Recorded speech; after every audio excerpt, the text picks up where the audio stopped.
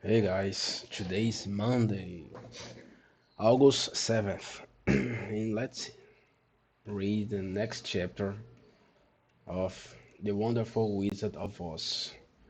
I've been absent for many days, I believe 5 days, and I was sick. I was in sinusitis. I I still am, but I'm getting antibiotics, and my voice is pretty much better now. A lot better now. I couldn't speak very clearly and very nasalated, and it would be a very worse experience listening to myself with a very nasalated voice. Okay, let's go. Chapter 14: The Winged Monkeys.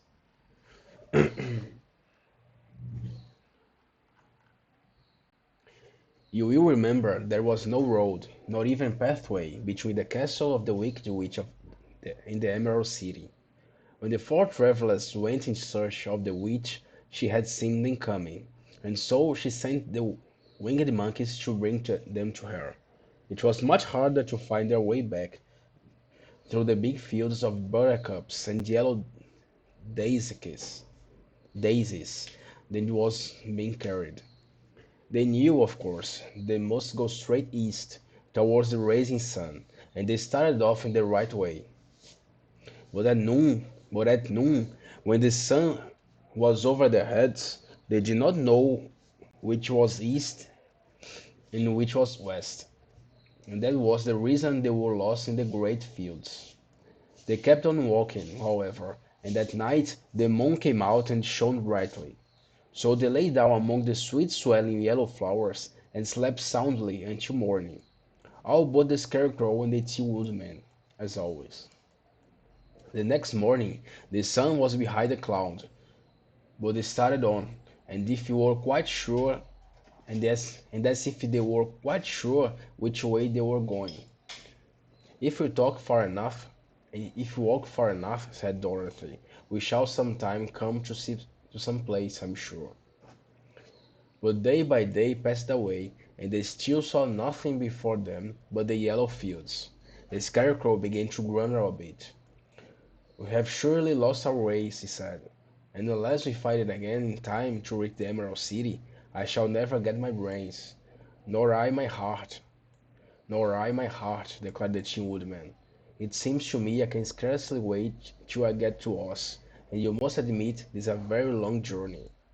You see, declared the Lion, with a whimper, I haven't the courage to keep tramping over without getting anywhere at all.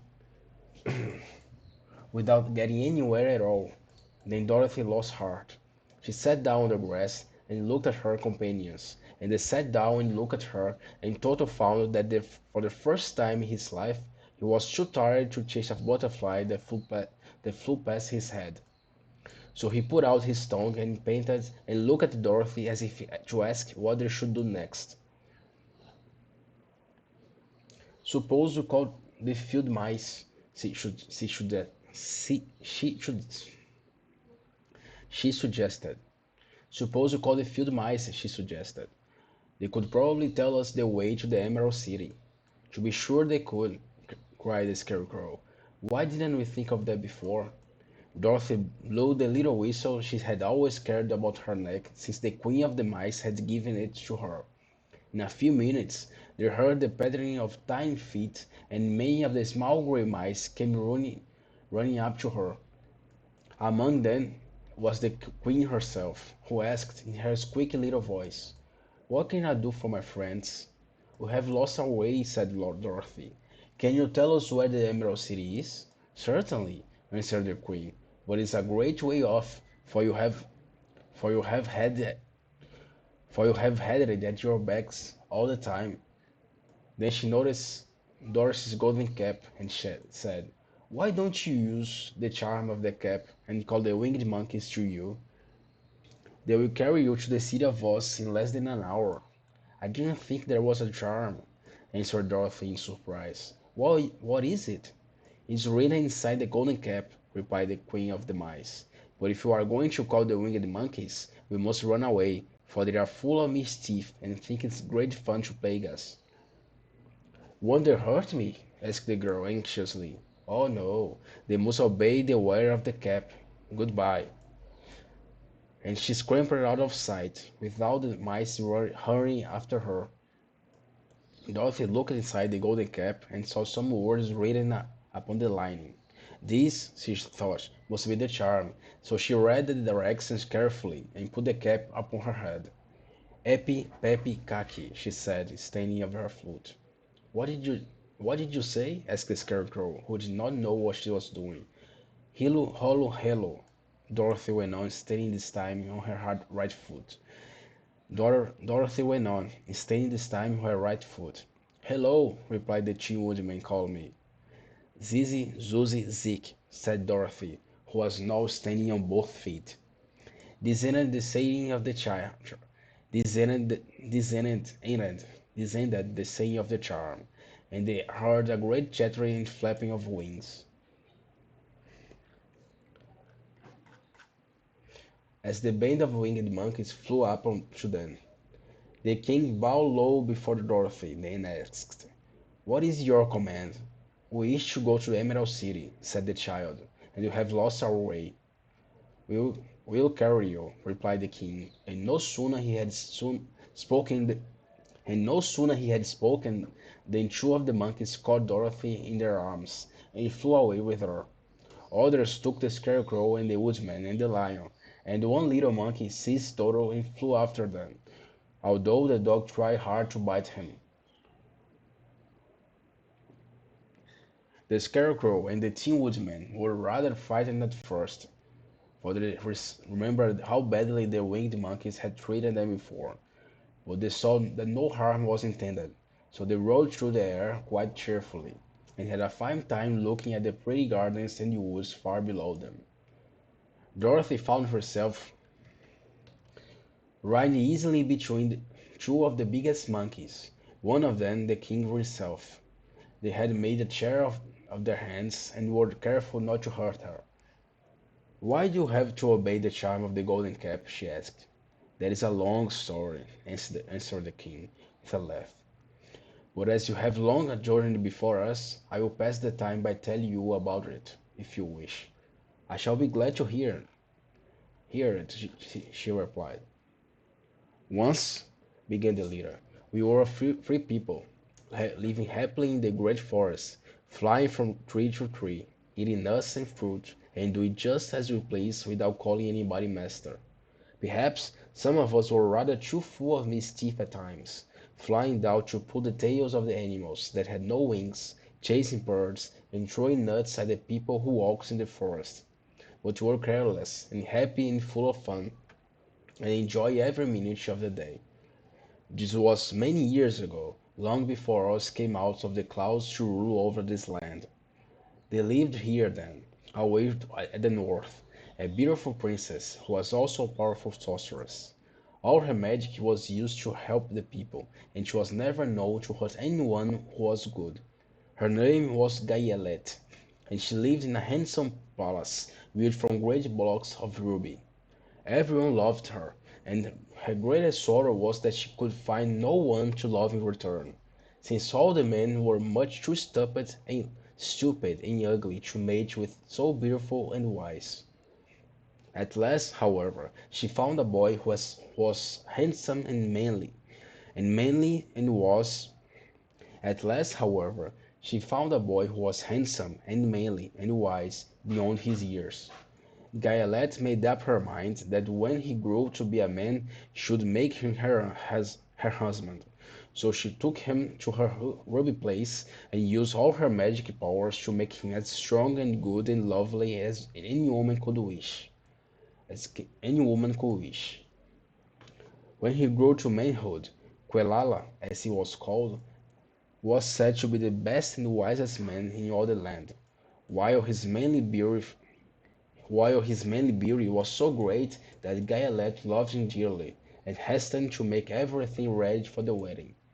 My grandfather was at that time the king of the winged monkeys, which lived in the forest near Galet's palace, and the old fellow loved a joke better than a good dinner.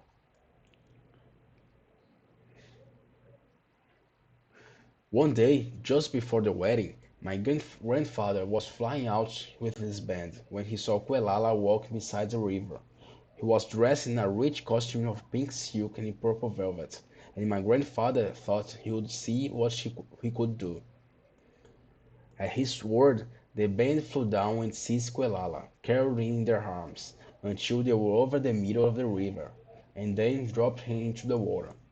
Swim out, my fine fellow, cried my grandfather, and see if the water has spotted your clothes.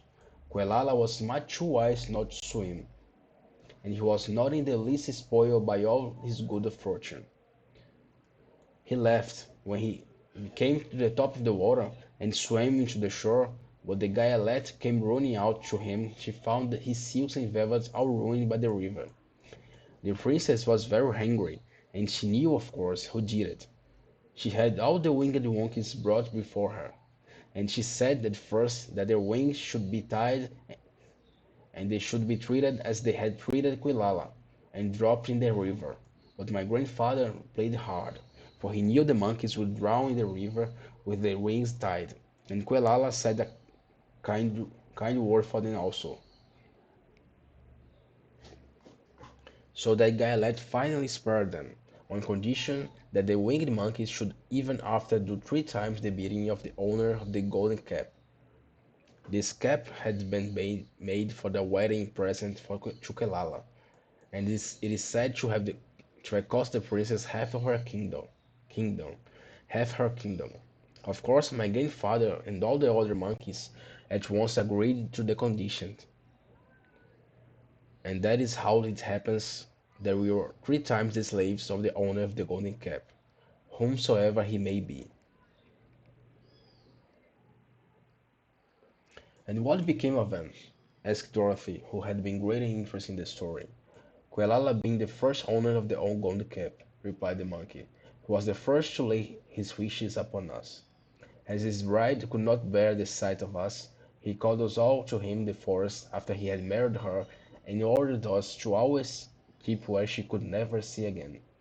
Set eyes on a wing, where she could never see again, set eyes on a winged monkey, which we were glad to do, for you were all afraid of her.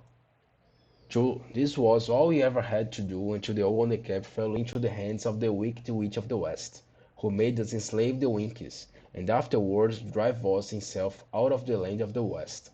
Now the golden cap is yours, and 3 times you have the right to lay your wishes upon us.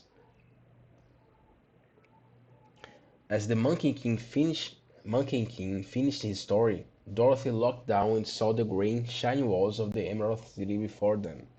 She wondered at the rapid flight. She wondered at the rapid flight of the monkeys. She wondered at the rapid flight of the monkeys, but was glad the journey was over. The strange creatures set the travelers down carefully before the strange creatures set the travelers down carefully before the gates of the city. The king bowed low to Dorothy, and then flew swiftly away, followed by all his band. There was a good ride, said the little girl. Yes, in the quick way of our troubles. In the quick way out of our troubles, replied the lion. How lucky it was! How lucky it was! How lucky was you brought away the wonderful cap! How lucky was you brought a, How lucky was you brought away the How lucky was you brought away the wonderful cap! That's the end. That's the end of the chapter 14. Tomorrow we're gonna read the next one. Goodbye.